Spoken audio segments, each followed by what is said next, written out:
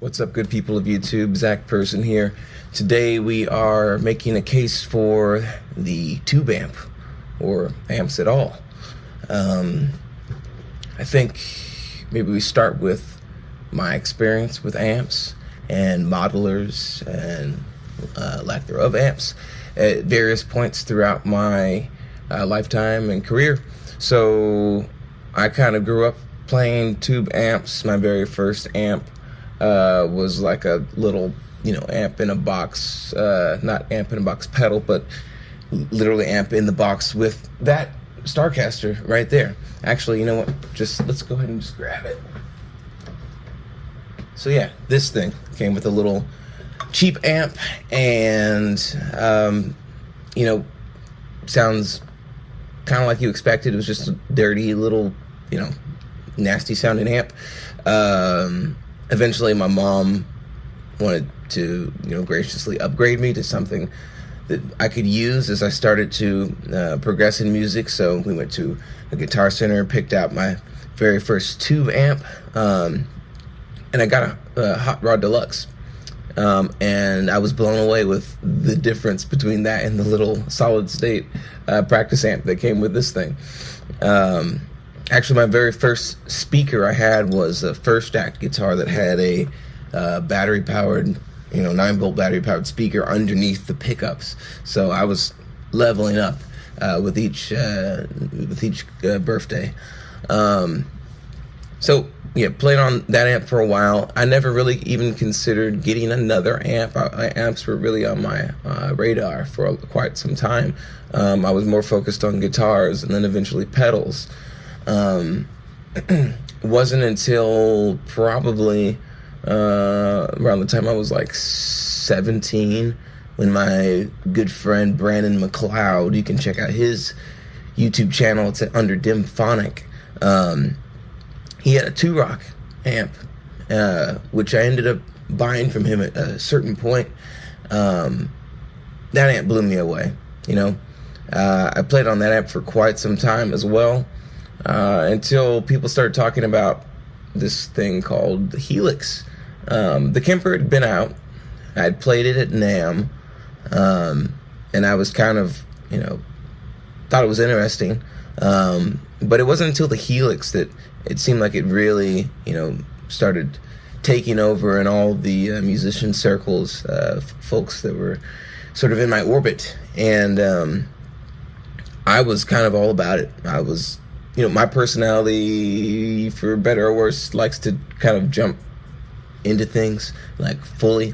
So I kind of sold off a lot of the analog stuff I had, the amps I had at the time. I also had a Blues Junior, the tweed covered Blues Junior, and sold those and most of my analog pedals to be able to afford the full Helix product, the Helix floor model, and dove straight into that. Got all the presets together. My very first time using it live was on a big festival put on by Amazon. It was called Intersect. It was back in 2019.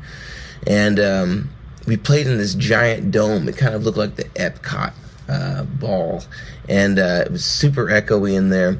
But regardless, during sound check, I kind of, got my first warning signs that this wasn't for me. And this is petty, but we're setting up on stage. At the time, I had a bass player. Jake was playing drums, and there was another guitar player. They hadn't made the switch to modelers, so they had live amps. They were plugged into power, and they, were noodling around, getting their sounds together, getting comfortable. I had just, gone off the deep end and took my Helix alone. I didn't ask for any backline or anything, so I'm there with my Helix plugged in, and everybody's practicing. People, they're jamming on stuff, and I can't participate because I have to wait for the sound guy to get everything together, and then finally get to me to be able to get it in my monitors and get it in the front of house. So that was the first kind of thing that I didn't like. but not super important, right? And then once everything was good, once the sound guy came, we got the guitar in the monitors in our ears, and front of house. It was great, and it was quick to set up too because it was all there. Just turned the unit on basically. One of my favorite things to do after a show is, when we're in the van, going to the next city, or if we're back at the hotel, shower, laying in bed, I like to review the Instagram stories that people post after the shows. Typically, there's usually at least one cool moment where I'm playing a solo and somebody, wants to, I can repost that segment.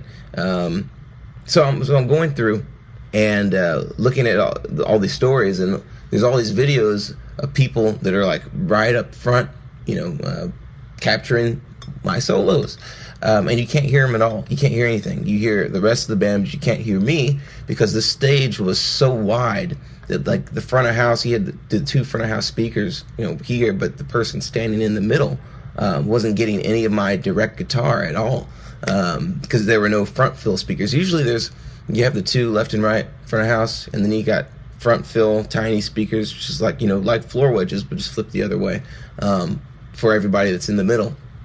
They didn't have any of those, so anybody that was standing in between these two front of house speakers for the whole show wasn't really hearing my guitar much at all.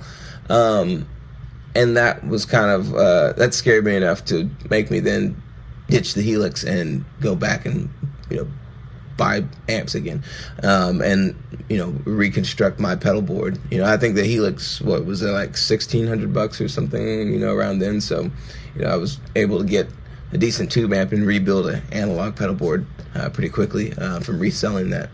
And then, like, over the years, I've tried various Helix products, and I've done the hybrid boards where I've had HX effects, which was just the effects and none of the amp modeling, along with analog pedals. I've had the HX Stomp as well. I even had the Pod Go from Helix as well. I think I've played almost all of them except for the new Stadium. I haven't tried that out yet. It looks cool. My thing with Helix products as well, or not Helix, modeling products, is that, well, for me at least, like, I feel like I would not feel comfortable doing a gig or anything without having at least two of them. So if Helix is, I don't even know how much the new one costs, but $2,000 maybe. Like, you're talking, at least around the $3,500 to $4,000 mark. For somebody like me, or I feel like most musicians, will be able to have a backup on hand, because at the end of the day, they're reliable, they're pretty sturdy, but they're computers. I had the HX effects on a board one time when I was doing a hybrid setup, and they had all my effects. It had everything I needed for the show. And then I had not a Tube Screamer, but the Nobles ODR1. Had that, and then I had a tuner, which was also a wireless unit. Right. This was another Amazon gig. We were doing a corporate gig, and gig was like at 8 a.m. in the morning to start off this conference. It was before the keynote speech. So we set up to play the night before. I think we were like doing the sound check at like 9 p.m. or something. Everything's great. Backline amps were good. I think I had two Princetons as my backline. We finished sound check. I preemptively unplug the pedal board from power, just to, in case there's any surges or anything weird happens. But everything stays the same. Nothing moves. I just take my guitar with me to the hotel. Come back hours later at like 6:30 a.m. getting ready. Plug in everything back to power, and everything comes on but the HX Stomp. Or not HX Stomp, the HX effects. And I troubleshoot for the next half hour until finally it's okay, we got to move on, and I have to figure something else out. So I ended up just using the one ODR1. I didn't have a boost or anything for it. It was just that. Luckily, the wireless unit was a tuner as well, straight into the Princeton reverb, and I just cranked the reverb on the songs that I needed reverb for, and went back to the amp and turned it down when I didn't need reverb, and got through the show, and it was okay, because it should be okay. You should be able to do a show like that, but it wasn't the full thing. There was no sweeping wahs or any of the stuff that that colors the sound. Look, fortunately, I at that point, at least, my show wasn't as effects heavy and scene changey as it is now. So that being said, we were kind of going off on a tangent a little bit. That made me kind of want to have an analog pedal board, just for the sense of like, okay, likelihood of the whole pedal board going down is very low. If one pedal goes down, I've still got some other stuff to work with. But anyway, that was my experience coming, from the amp world, going full into, the modeling world and back. Quickly, one more thing I just thought about, if we look back over time, how these amps came to be, there's another video on this topic as well, but, if Leo Fender, back in the 50s, kind of looking at the guitarist and feeling sorry for them, basically, the deal then is your significant other comes out to see you play with your band, and you're like, how did that sound, baby? And they're like, couldn't hear you. Trumpet players were the rock stars there, and then they were the guitar slingers, the ones that were shredding. Before that, it might have been like violinists.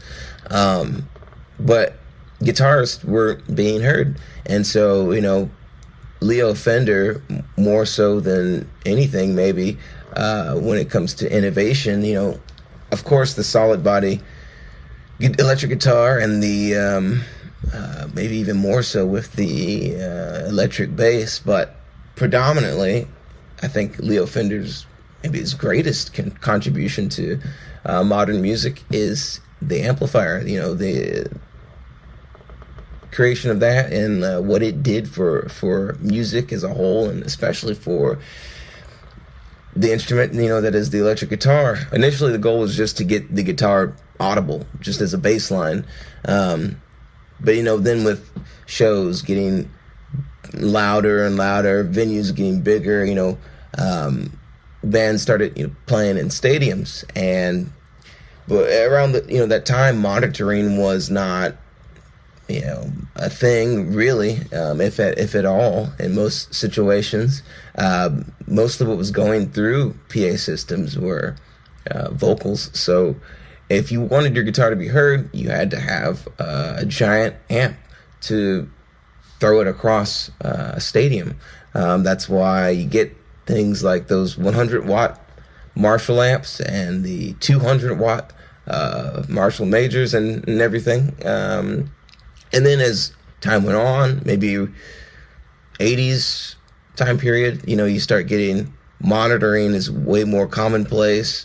Miking amps as well is way more commonplace. Maybe that came a little bit earlier in the 70s. And so as things started to pare down, the need for these big amps, or at least the thought for the need for these big amps, started to dissipate. And we get to modern day where people even consider that they're not necessary at all, that you can just use a modeler. And I'm not against modelers. I think Helix, all these sort of things, products, Quad Cortex, I think they're great products. Like I said, I would have two, but if you're playing for a big pop act on a major stage and you guys are flying around and stuff, I think, it's probably a good idea to have something like that, because in those contexts, the guitar is not the featured thing. It's not the main thing making up the sound. Oftentimes those shows are very track heavy. And you need something that you can do all the quick scene changes and have 5 effects come on and off at various points.